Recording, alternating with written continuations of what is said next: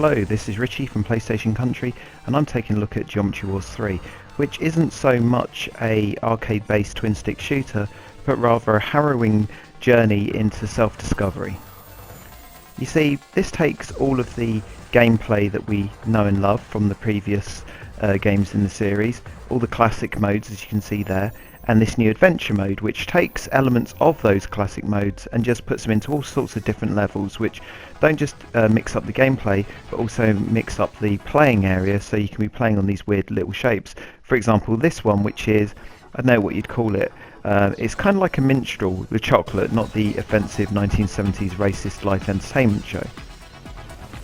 And here you've got a sphere. You can see, you know, the levels are always going to be based around this kind of thing, or just flat planes.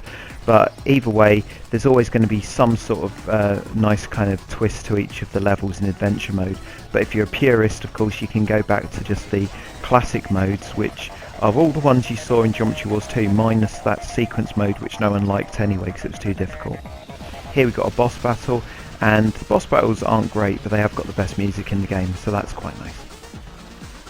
But you know what? It's a twin-stick shooter, and although, you know, Robotron, Smash TV, games like that will get the credit, really this genre starts and ends with Geometry Wars. That's where it's been done best, and you know, it continues to be the best example of that type of gameplay.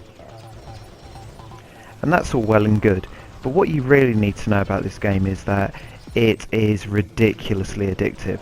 I mean, I've got a lot of games at the moment, stuff that I've been reviewing, stuff that I need to review, stuff that I kind of bought cheap in the sales, just a ton of games, and I can't play any of them because this game refuses to let go.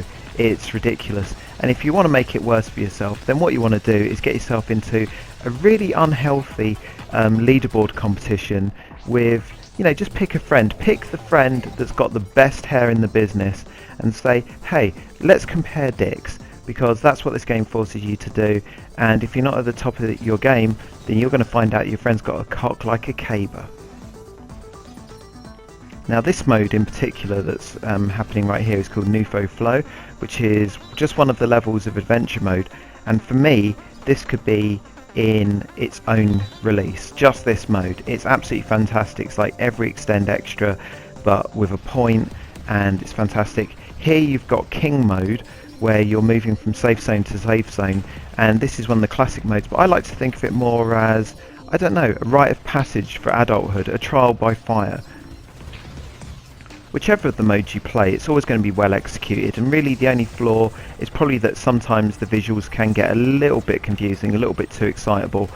You do get better as you tune into the kind of the pace and the look of the game though, and eventually you'll realise that nearly every death is actually your own stupid fault and not the fault of the game.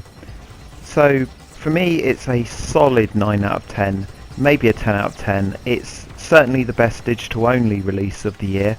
It could be the best game of the year, who knows, that's up to you. And either way, approach with caution because it is bollocksly addictive, but it's fantastic. Whatever it costs, it's a fair price because you're going to get hours and hours and hours of fun out of it. So check it out, and check us out on PlayStationCountry.com, or else we're going to get you, and once we've got you, we're probably going to have to get you. Bye bye.